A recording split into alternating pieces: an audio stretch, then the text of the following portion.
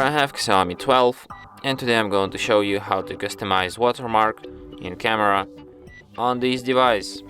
So firstly you have to open camera, tap here, go to its settings, then go to the watermark, and here when you have device watermark enabled you can add your custom watermark.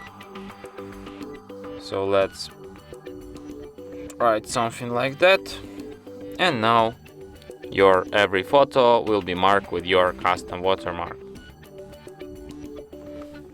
And that's it. Thanks for watching. If you find this tutorial useful, don't forget to hit that like button and subscribe to our channel.